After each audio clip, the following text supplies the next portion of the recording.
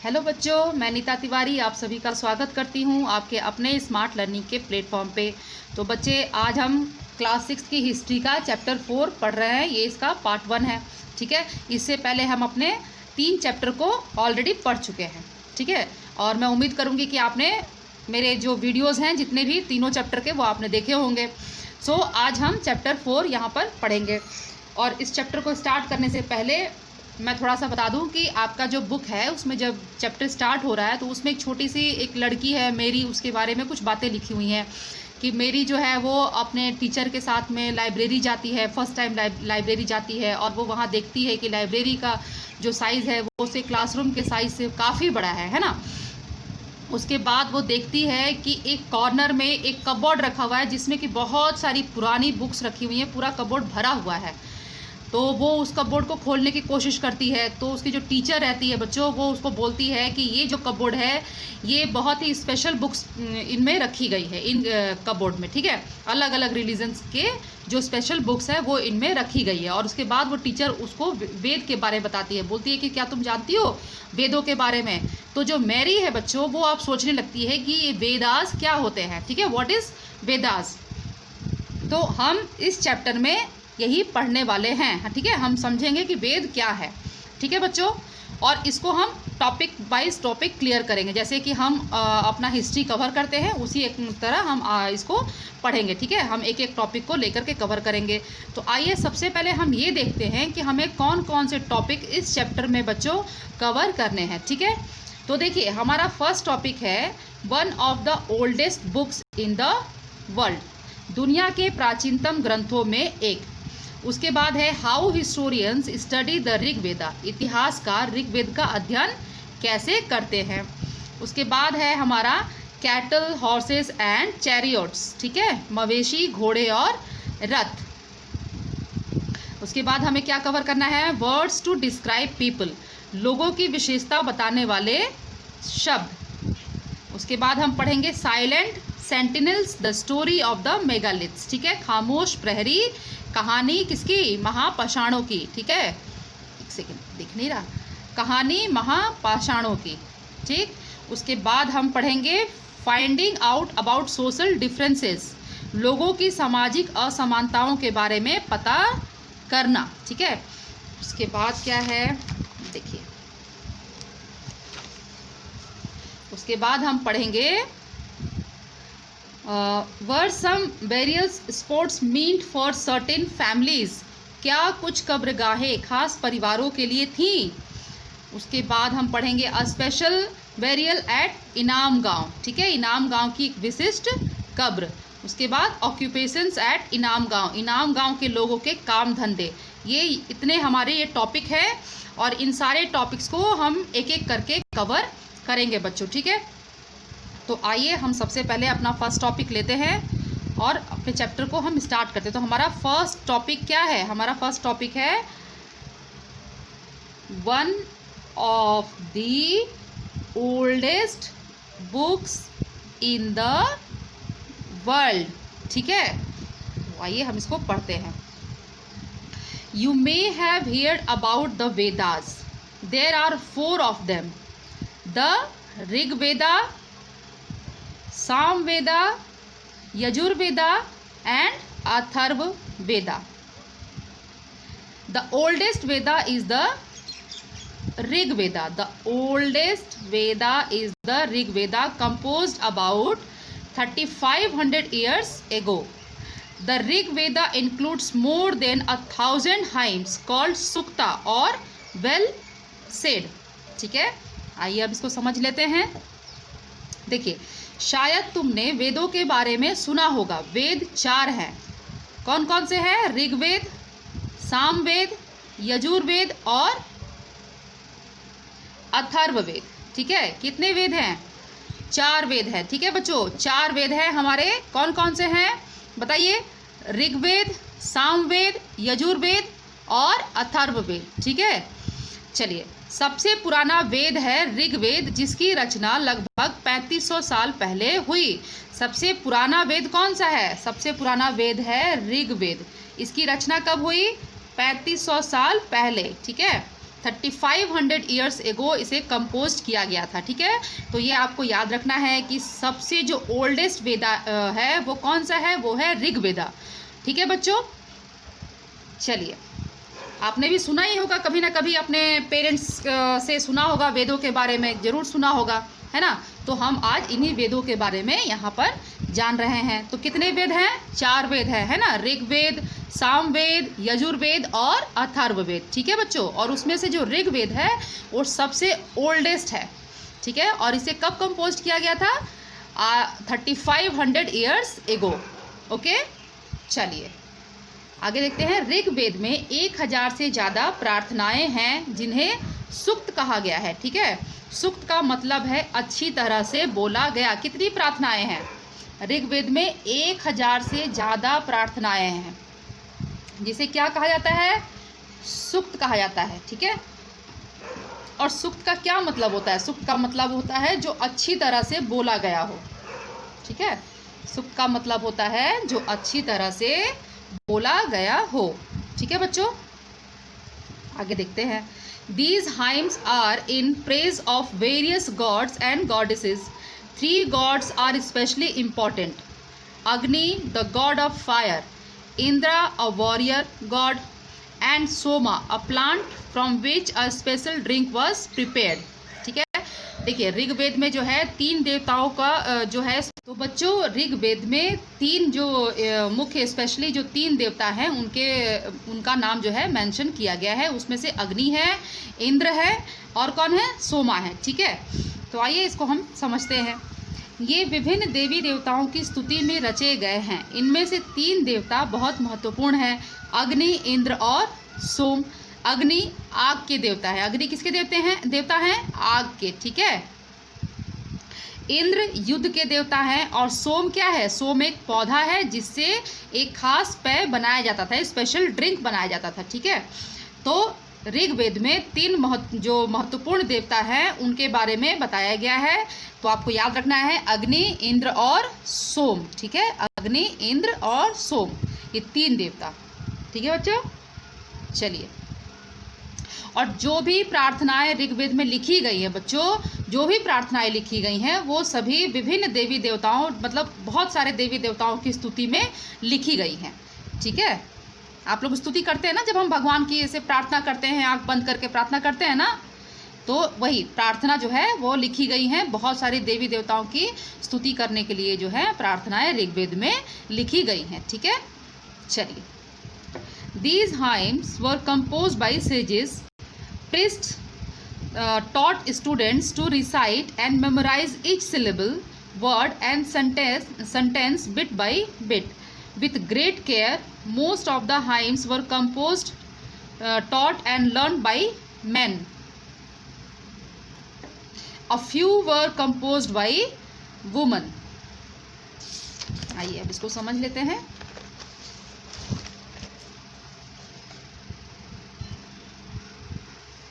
The Rig Veda is in old or Vedic Sanskrit, which is different from the Sanskrit you learn in school these days. तो आइए देखिए क्या है। वैदिक प्रार्थनाओं की रचना ऋषियों ने की थी। किसने की थी वैदिक प्रार्थनाओं की रचना? ऋषियों ने की थी। ठीक है, आचार्य विद्यार्थियों को इन्हें अक्षरों, शब्दों और वाक्यों में बांटकर सस्वर पाठ द्वारा कंठस्थ करवाते थे, मतलब कि बिल्कुल याद करवा देते थे। ठीक है, उन लोग को जो उनके जो गुरु होते थे, जो आचार्य मतलब जैसे आपके टीचर्स हैं बच्चों, ठीक है, तो जो टीचर होते थे उस समय वो क्या करते थे कि जो उनके स्टूडेंट्स होते थे उनको इसको कंठस्थ करवा देते थे, बिल्कुल जैसे किसी ने पूछा और तुरंत उन्होंने बोल दिया। ठीक है, तो ये अक्षरों, शब्दों और वाक्यों में बांटकर सस्वर पाठ द्वारा कंठस्थ करवाते थे। अधिकांश सूक्तों के रचयिता सीखने और सिखाने वाले पुरुष थे। कुछ प्रार्थनाओं की रचना महिलाओं ने भी की है। ठीक है, मतलब कि जो बहुत सारी जो सूक्त हैं इनको किसने लिखा है, इनको लिखने वाले कौन है? वो मेल पर्सन है। ठीक है, पुरुष है। और कुछ जो प्रार्थनाएं हैं बच्चों वो महिलाओं ने भी लिखी हैं। ऋग्वेद की भाषा वैदिक संस्कृत कहलाती है। ऋग्वेद की भाषा क्या कहलाती है? ऋग्वेद की भाषा कहलाती है वैदिक संस्कृत, जो कि जो आज आप लोग जो संस्कृत हम पढ़ते हैं अपने स्कूल में, जो आप लोग पढ़ते हैं, उससे ये थोड़ी अलग है, ठीक है, उससे थोड़ी भिन्न है, ठीक है बच्चों। जो संस्कृत हम आज पढ़ते हैं अपने स्कूल में उससे ये भिन्न है, ये वैदिक संस्कृत कहलाती है। जो ऋग्वेद की जो भाषा है वो वैदिक संस्कृत कहलाती है, ठीक है। चलिए आगे देखते हैं, इसमें आगे क्या है। देखिए, the books we use are written and printed. The Rig Veda was recited and heard rather than read. It was written down several centuries after it was first composed and printed less than 200 years ago. चलिए इसको भी देख लेते हैं। देखिए, हम जिन किताबों को पढ़ते हैं वे लिखी और छापी गई हैं। ऋग्वेद का उच्चारण किया जाता था और श्रवण किया जाता था, न कि पढ़ा जाता था। रचना के कई सदियों बाद इसे पहली बार लिखा गया। इसे छापने का काम तो मुश्किल से 200 साल पहले हुआ, ठीक है। मतलब कि बच्चों, जैसे अपनी बुक जो पढ़ते हैं आज के समय में, आप जो भी बुक पढ़ते हैं वो सारी बुक्स जो है वो लिखते हैं लोग, उसको प्रिंट करवाते हैं ना, छापते हैं, तो हम उसे पढ़ते हैं। लेकिन जब ये ऋग्वेद जो है इसका कोई लिखित प्रमाण नहीं था, ठीक है, इसे लिखा नहीं जाता था। इसका क्या होता था, इसका उच्चारण किया जाता था। जैसे गुरु ने सीखा, फिर वो अपने स्टूडेंट्स को सिखाते थे, बोल बोल के सिखाते थे, ठीक है, कोई कहीं लिखा हुआ कुछ भी नहीं था, ठीक है। और जो स्टूडेंट्स थे वो उसको सुनते थे और सुन करके इसे सीख जाते थे, ठीक है। इसके मतलब बोलना और सुनना, ठीक है, टीचर्स बोलते थे, स्टूडेंट्स सुनते थे, और इस तरीके से सीखने और सिखाने का काम जो है वो किया जाता था बच्चों, ठीक है। देखिए, रचना के कई सदियों के बाद इसे पहली बार लिखा गया। आपको पता है कि ऋग्वेद की रचना 3500 साल पहले की गई थी, है ना, और ये इसकी रचना के कई सौ साल बाद जो है इसे पहली बार बच्चों इसे लिखा गया, ठीक है। और इसे छापने का काम, मतलब कि इसे प्रिंट कराने का जो काम है, ये तो अभी मुश्किल से सिर्फ 200 साल पहले ही हुआ है, ठीक है। तो ये आप इसमें क्लियर रहिएगा, बिल्कुल कंफ्यूज मत होइएगा कि जो ऋग्वेद है बच्चों उसका उच्चारण किया जाता था, वो कहीं भी लिखा हुआ और कहीं भी कोई प्रिंटेड नहीं होता था, ठीक है। इसे उच्चारण किया जाता था। जो गुरु होते थे, जो टीचर्स होते थे, वो उच्चारण करते थे, जो स्टूडेंट्स होते थे वो उसको सुनते थे और सीखते थे। इसी तरीके से बोलने और सुनने की विधि के द्वारा जो है इसे सीखा सिखाया जाता था, ठीक है। आइए, आपके बुक में दिया हुआ है, थोड़ा ये देख लेते हैं। संस्कृत एंड अदर लैंग्वेजेस के बारे में कुछ दिया हुआ है, ठीक है, तो इसको भी हम थोड़ा देख लेते हैं क्या दिया है इसमें। ये देखिए, ये आप देख रहे हैं, इसको भी हम थोड़ा पढ़ लेते हैं, ठीक है। कुछ भी छूटना नहीं चाहिए ना, आपका सब कुछ कवर होना चाहिए। तो देखिए इसमें क्या है। Sanskrit and other languages. Sanskrit is a part of family of languages known as Indo-European. Some Indian languages such as Assamese, Gujarati, Hindi, Kashmiri and Sindhi. Asian languages such as Persian and many European languages such as English, French, German, Greek, Italian and Spanish belong to this family. ठीक है, ये सब एक ही family के language हैं, ठीक है। कौन सी फैमिली है? इंडो यूरोपियन, ठीक है। इंडो यूरोपियन फैमिली से जितनी भी लैंग्वेज यहाँ लिखे गए हैं बच्चों, ये सभी इसी फैमिली से बिलोंग करते हैं। They are called a family because they originally had word in common. चलिए देखें इसमें क्या कॉमन है। टेक द वर्ड्स मात्र, मात्र बोलते हैं ना संस्कृत में, माँ हिंदी में, और मदर किस में बोलते हैं? इंग्लिश में, है ना। तो इसीलिए इनमें कुछ ना कुछ वर्ड जो है वो कॉमन होते हैं, इसलिए इन्हें एक ही फैमिली का माना जाता है, ठीक है बच्चों। यहाँ थोड़ी मिस प्रिंटिंग है तो पता नहीं यहाँ क्या लिखा हुआ है, खैर चलिए देखते हैं। Other languages used in the subcontinent belong to different families. Those used in the north east belong to the Tibeto Burman family. Tamil, Telugu, Kannada and Malayalam belong to the Dravidian family, and the languages spoken in Jharkhand and parts of central India belong to Austro-Asiatic family, Asiatic family, ठीक है, Austro Asiatic family.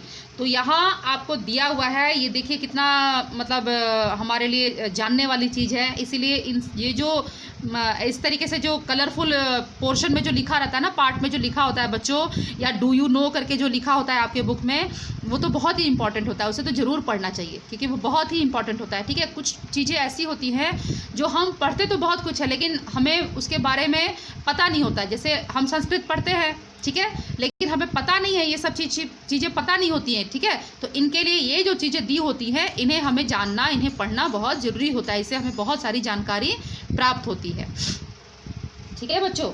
तो ये जो दूसरा जो है, इसमें क्या लिखा है कि उपमहाद्वीप में जो दूसरे जो भाषा परिवारों की भी भाषाएं बोली जाती है। जैसे कि जो संस्कृत का हमने देखा कि ये भारत जो इंडो यूरोपियन है, इस फैमिली से बिलोंग करता है। तो इसी तरीके से दूसरे भी और भी फैमिली जो है, भाषा के जो परिवार हैं, जैसे कि मान लीजिए कि उदाहरण के लिए क्या है कि पूर्वोत्तर प्रदेश में तिब्बत वर्मा परिवार की भाषाएं बोली जाती हैं, पूर्वोत्तर प्रदेश, ठीक है। जो आपका ये है ना नॉर्थ ईस्ट वाला एरिया, नॉर्थ ईस्ट वाला एरिया में कौन सा ये बोला जाता है, कौन से परिवार की भाषा बोली जाती है, तिब्बतन बर्मन फैमिली से, ठीक है। और जो तमिल, तेलुगु, कन्नड़ और जो मलयालम है, ये किस फैमिली से बिलोंग करते हैं, द्रविडियन फैमिली से, ठीक है बच्चों। जबकि जो झारखंड है और जो मध्य भारत के कई हिस्सों में जो बोली जाने वाली भाषाएं हैं, ये कौन से फैमिली से हैं, ऑस्ट्रो एशियाटिक परिवार से, ठीक है, ऑस्ट्रो एशियाटिक परिवार से है। तो यहाँ हमने देखा कि जो इतनी सारी जो लैंग्वेजेस हम लोग बोलते हैं, ये कौन कौन सी लैंग्वेज की कौन कौन सी फैमिली से ये लोग बिलोंग करते हैं, ठीक है बच्चों। चलिए, मुझे उम्मीद है कि आप लोग बहुत होशियार बच्चे हैं, आप लोग समझ गए होंगे कि मैं आपको क्या बता रही हूँ। चलें आगे बढ़ें। और ये जो चीज़ें हैं, मैं हर बार ये बताती हूँ कि जिनको सीटेट क्लियर करना है, जो चाहते हैं कि उनका सीटेट हो जाए, उनके लिए भी बहुत ही इंपॉर्टेंट है, क्योंकि सीटेट के क्वेश्चंस पूरे के पूरे 100% क्वेश्चंस जो हैं वो इन्हीं बुक से ही आते हैं, इससे बाहर कुछ नहीं आता है। चलिए आगे हम देखते हैं। हमारा आई थिंक ये सेकेंड टॉपिक है, ठीक है। सेकेंड टॉपिक हमारा क्या है, हमारा फर्स्ट टॉपिक कवर हो गया। अब हम सेकेंड टॉपिक पे आ गए, how historians study the Rigveda, ठीक है। चलिए, historians like archaeologists find out about the past, but in addition to material remains, they examine written sources as well. Let us see how they study the Rig Veda. Some of the hymns in Rig Veda are in the form of dialogues. This is part of one such hymn, a dialogue between a sage named क्या है, Vishwamitra, and two rivers, Beas and Sutlej, that were worshipped as goddesses, ठीक है। इतिहासकार जो archaeologist होते हैं, पुरातत्ववेदाओं की तरह ही अतीत के बारे में जानकारी इकट्ठा करते हैं, ठीक है। जैसा कि आप शुरू से पढ़ते आ रहे हैं कि जो आर्कियोलॉजिस्ट है, ये साइट्स अलग अलग साइट पे जाते हैं, खुदाई करते हैं और अतीत के बारे में, पास्ट के बारे में जो है जानकारी जो है, एविडेंस जो है वो इकट्ठा करते हैं। तभी हमें पता चलता है कि कब क्या हुआ था, इस जगह को खुदाई की, इस जगह पे हमें क्या मिला, कहाँ से कौन से कॉइन्स मिले, ये सारी चीज़ें हैं ना, इन सब के बारे में हमें पता चलता है। तो इन्हीं की तरह जो हिस्टोरियंस होते हैं, वो भी अतीत के बारे में जो है बच्चों इकट्ठा करते हैं, क्या, जानकारी। तो वो उसके लिए क्या करते हैं, वो देखिए, लेकिन भौतिक अवशेषों के अलावा लिखित स्रोतों के बारे में का भी उपयोग करते हैं। जो भौतिक अवशेष होते हैं, ठीक है, उनके अलावा भी ये जो हिस्टोरियंस होते हैं, ये क्या करते हैं, जो लिखित जो सोर्स होते हैं, इनको जो मिलते हैं रिटन सोर्स, उनका भी यूज़ ये लोग करते हैं अतीत के बारे में पता करने के लिए, ठीक है, पास्ट के बारे में पता करने के लिए। तो चलो देखते हैं कि वे ऋग्वेद का अध्ययन कैसे करते हैं। ऋग्वेद के कुछ सूक्त वार्तालाप के रूप में है। जो ऋग्वेद में जो सूक्त लिखे गए हैं बच्चों, जो प्रार्थनाएं लिखी गई हैं, ठीक है, तो उनमें से कुछ जो प्रार्थनाएं हैं, कुछ जो सूक्त हैं, वो डायलॉग्स के रूप में लिखी गई है। हम फिल्मों में डायलॉग बोलते हैं ना, आपने कभी स्कूल में भी प्ले किया होगा तो आप लोग डायलॉग बोलते होंगे, तो इसे हिंदी में वार्तालाप बोलते हैं, ठीक है। तो वार्तालाप के रूप में है। इसमें क्या है, देखिए, विश्वामित्र नामक ऋषि और देवियों के रूप में पूजित दो नदियों, कौन कौन सी, व्यास और सतलुज। आपको याद होगा कि व्यास और सतलुज किसकी ट्रिब्यूटरीज है बताइए? इंडस है ना, जो सिंधु नदी है उसकी ट्रिब्यूटरी है ये, याद है ना आप सभी को? चलिए, तो के बीच यह संवाद एक ऐसे ही सूक्त का अंश है। अब देखिए आपके बुक में एक संवाद दिया गया है, ठीक है, एक डायलॉग है जो कि ऋषि विश्वामित्र और दो नदियाँ जो कि पूजित नदियाँ थी, जिनकी पूजा की जाती थी उस समय में, कौन कौन सी? व्यास और सतलुज, इनके बीच में जो बात हुई है, जो बातचीत हुई, जो संवाद हुआ है, इसके बारे में लिखा गया है। तो आइए हम उसे भी देख लेते हैं कि क्या संवाद हुआ है ऋषि विश्वामित्र और जो नदियां हैं इनके बीच में। ठीक है बच्चों, चलिए ये देखिए यहाँ हम पढ़ते हैं। मैंने इसको लिखा नहीं है बिकॉज़ ये काफ़ी लेंदी हो जाता है, ठीक है, तो मैं आपको बुक से ही इसको पढ़ा देती हूँ। देखिए, विश्वामित्र एंड द रिवर्स। अब देखिए यहाँ विश्वामित्र का डायलॉग है, ये विश्वामित्र बोल रहे हैं, ठीक है।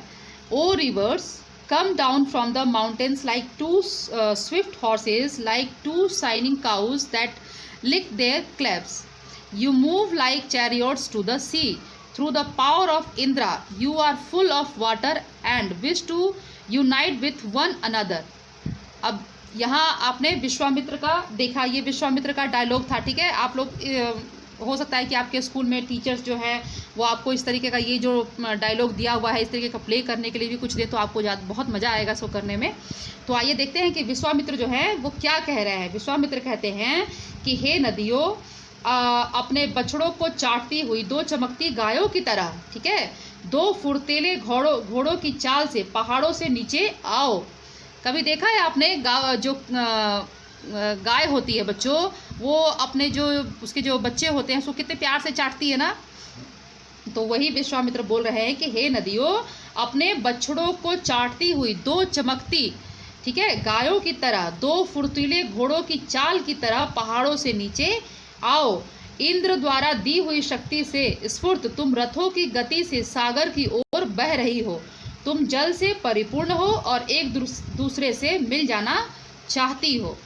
अब देखिए रिवर क्या बोल रहा है, जो नदी है वो क्या बोलती है। The rivers who we are full of water move along the path the gods have made for us. Once we start flowing, we cannot be stopped.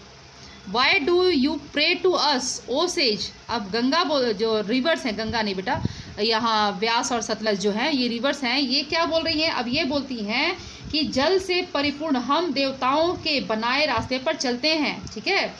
जो रिवर्स हैं ये बोल रही हैं कि हमारे लिए जो देवताओं ने जो रास्ता बनाया है हम उन्हीं पर चलते हैं, क्योंकि हम एक बार जब चलना स्टार्ट कर देते हैं, बहना स्टार्ट कर देंगे तो हम रुक नहीं सकते, ठीक है। एक बार निकलने पर हमें रोका नहीं जा सकता। तो हे ऋषि, तुम हमसे प्रार्थना क्यों कर रहे हो? तो रिवर ने अपना बता दिया। जब इन्होंने बताया, विश्वामित्र ने कहा कि आप आ जाइए घोड़े की तरफ, फुर्तीले घोड़े की तरह नीचे आ जाइए, पहाड़ से नीचे उतर जाइए, ठीक है। तो रिवर जो है वो बोलती है कि हम जो है भगवान, जो गॉड ने हमारे लिए जो पाथ बनाया है हम उसी पर चलती हैं, क्योंकि हम एक बार जब बहना शुरू करती हैं तो हमें रोकना बहुत ही मुश्किल है। तो आप हमारे लिए क्यों प्रार्थना कर रहे हो? तो अब देखिए विश्वामित्र क्या बोलते हैं। O sisters, please listen to me, the singer who has come from a distance with his chariots and carts, let your waters not rise above your axles so that we can cross safely. अब देखिए इन्होंने क्या बोला कि हे बहनों, मुझ गायक की प्रार्थना सुनो, मैं रथों और गाड़ियों सहित बहुत दूर से आया हूँ।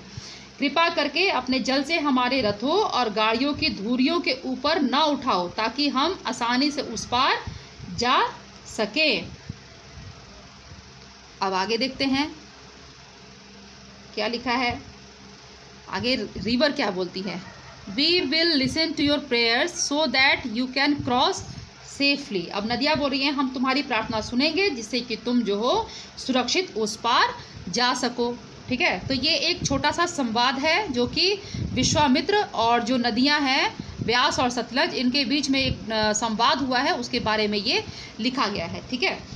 तो जो हिस्टोरियंस हैं ये इनको पढ़ते हैं। तो आइए अब देखें क्या लिखा है। Historians point out that this hymns was composed in the area where this rivers flow. They also suggest that the sages lived in the society where horses and cows were valued animals, ठीक है। That is why the rivers are compared to horses and cows. ठीक है, अब देखिए जो historians है बच्चों, जो इतिहासकार है, यह बताते हैं कि ये जो कि वह प्रार्थना उस क्षेत्र में रची गई होगी जहाँ ये नदियाँ बहती होंगी। मतलब जब उन्होंने ये पढ़ा, जब हिस्टोरियंस ने ये डायलॉग्स पढ़े होंगे तो उन्हें ये लगा होगा कि ये कहाँ इनकी रचना की गई होगी, ये जो लिखा गया है ये कहाँ की गई होगी, उस जगह पे जहाँ पर नदियाँ बहती होंगी। ठीक है, वे यह भी सुझाते हैं कि जिस समाज में ऋषि रहते थे वहाँ घोड़ों और गायों का बहुत महत्व था, इसलिए नदियों की तुलना घोड़ों और गायों से की गई है।